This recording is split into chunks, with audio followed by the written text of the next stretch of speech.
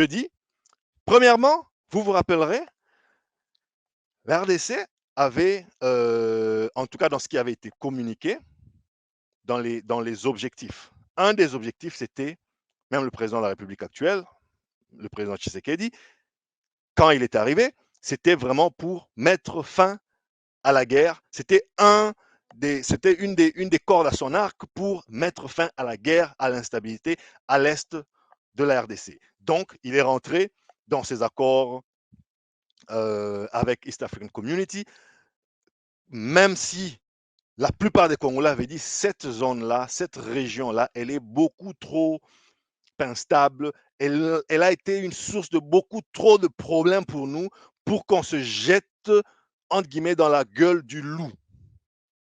Moi, je pense que c'est une critique, c'est une conversation qu'on peut avoir dans un pays démocratique.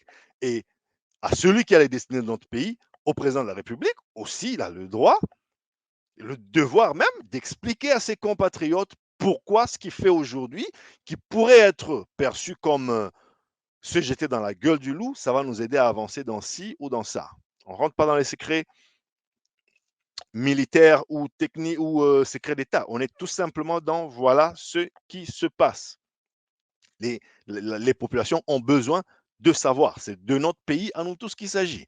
Donc, un des objectifs affichés, vous vous rappellerez, c'était pour essayer de mettre fin à la guerre parce que, je l'accorde, le commerce est un grand catalyseur de paix.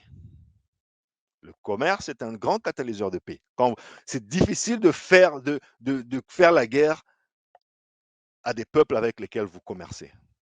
Mais attention, l'Afrique de l'Est, là, on commerce avec eux depuis la nuit des temps.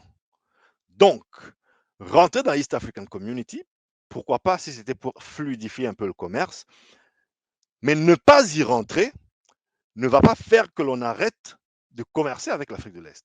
J'aime toujours vous rappeler cet exemple, si vous vous en souvenez, pour ceux qui sont sur cette chaîne depuis longtemps, je dis, parfois on a une vision très lointaine de l'Afrique de l'Est quand on est à Kinshasa, même à Lubumbashi, ou à Mbujimaï, dans le centre du pays et tout. Mais quand tu vis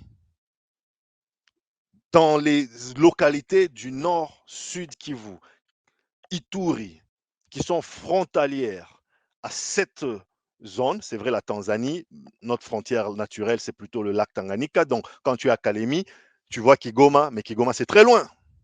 Il faut quelques heures de bateau. Mais il y a des coins, là où il n'y a pas le lac comme frontière naturelle, comme au nord-sud Kivu et en Ituri notamment, où entre la RDC et le pays voisin, à savoir soit le Rwanda, soit le Burundi, ou encore l'Ouganda, ou le Soudan du Sud. Je ne vais pas faire tout le tour parce que c'est la même réalité quand tu es dans certains coins en RDC par rapport à la République centrafricaine.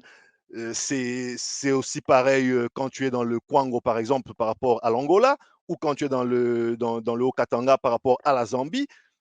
Tu vois, c'est à peu près ça la réalité. Mais la réalité, il faut comprendre que ce pas des zones qui sont tellement éloignées. Parfois, c'est une ruelle. Parfois, c'est juste une petite colline. Parfois, c'est juste un petit dodan qui fait office de frontière. Donc, ces peuples-là sont condamnés par leur géographie à vivre ensemble. Si vous voulez être vraiment un puriste, on peut même rentrer dans l'histoire pour se dire ces peuples-là n'auraient jamais dû être séparés. Mais bon, ça c'est un débat pour un autre jour.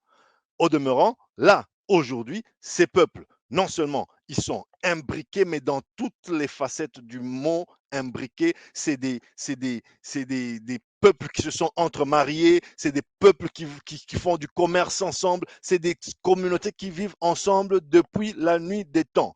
Je vois un commentaire. Docteur JP, pourquoi le gouvernement congolais n'a pas encore commencé à résoudre la situation à l'Est avant d'intégrer cette communauté? Parce que l'échange commercial dépend de la sécurité aussi. Commentaire très pertinent. Commentaire très pertinent. Mais je pense qu'on va aussi toucher ça. Donc, merci pour la question. Dans l'esprit, c'est quoi? On dit ici, on veut on veut donner une chance à la paix. D'ailleurs, je crois que le président de la République a dû le dire exactement comme ça. On veut donner une chance à la paix. Il a fait beaucoup d'ouverture à nos voisins de cette région, East African Community, pour, disait-il, donner une chance à la paix.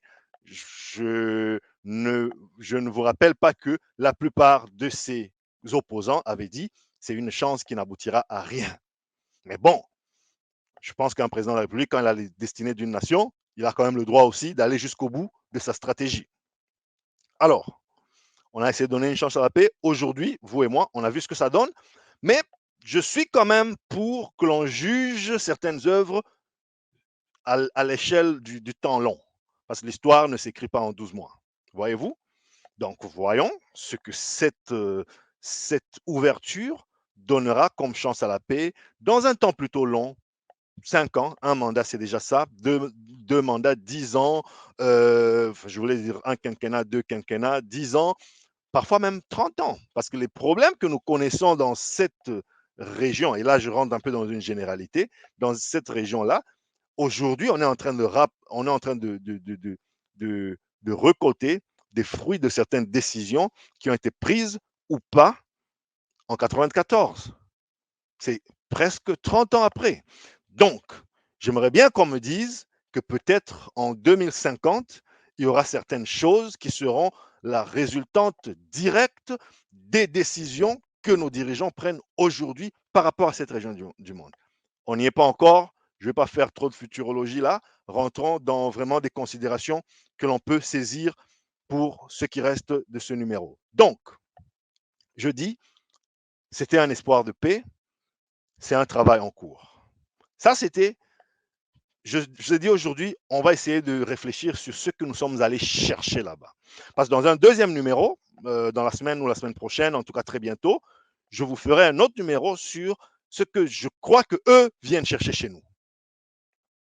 Parce que c'est ça, on ne va pas se cacher. Dans les accords internationaux, dans les accords entre nations, c'est toujours des intérêts. Donc, on ne peut pas condamner aux gens d'avoir des intérêts. Alors, continuons sur la lignée de nos intérêts, selon ce que nos autorités nous ont exposé. La recherche de la paix. Très bien. Dites-moi ce que vous en pensez.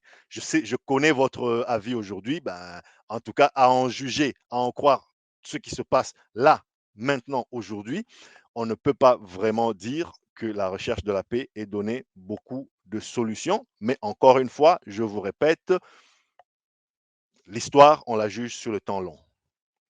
Dites-moi ce que vous en pensez. Profitez-en. Si vous vous êtes arrêté aujourd'hui, merci infiniment. Ne partez pas sans vous abonner, sans me laisser un petit like, sans partager avec quelqu'un d'autre que cette chaîne pourrait intéresser. Ça me donne le moral, ça m'encourage dans ce travail que je me suis engagé à faire avec vous et pour vous. Alors, je reviens pour